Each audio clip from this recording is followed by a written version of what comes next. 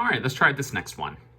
So let's go ahead and make sure we get a nice graph before we go and get rid of the fractions and try to solve this guy, okay? So when we go to Desmos, we are going to type in both of these fraction equations. The first one is -3/4 x minus y equals 5/4. With Desmos, guys, sometimes fractions can get a little weird. So when you type in your fraction, you'll type in -3/4 for the division. And then you guys need to click the right arrow button. So that way the cursor goes to the side of the fraction. So when you put x, it goes right there. If you guys forget to push that right arrow, you guys will accidentally put the x in the denominator, and it becomes a rational function, which we're not going to be going over this during this 3 weeks. So to avoid that crazy ass graph, make sure that after you type in your fraction, hit the right arrow and then the variable, and it's still a nice linear function instead.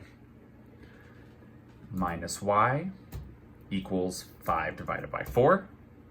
Enter. My next one is y divided by 6 equals 1/3 x plus 3.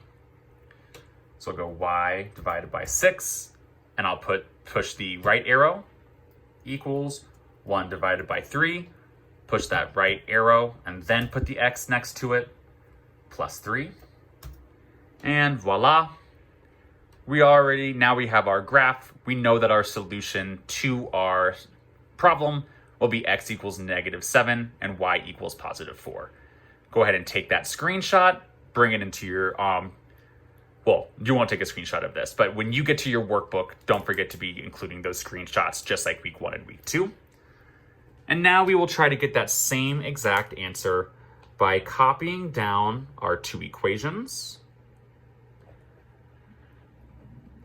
to then try to get rid of the fractions and solve with either substitution or elimination, okay? Okay, so I like to write them more side by side because it's hard to multiply when you stack, so that was my fault. I like to put them more side by side because we're gonna treat these as 2 separate problems to then multiply and get rid of the fraction. If you look at an equation and the only fractions out there have the same denominator, like both of these have a 4 and a 4, we can just literally take that and boom, we will use that as our multiplier for all 3 parts of our equation.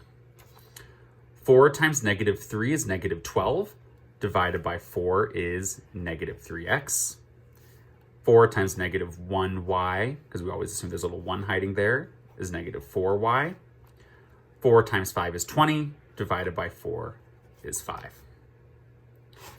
And now we'll do the same thing over here. Now these 2 fractions have 2 different denominators, so we have to do that same thinking as last time, or whatever multiplier we pick up here needs to be divisible by both.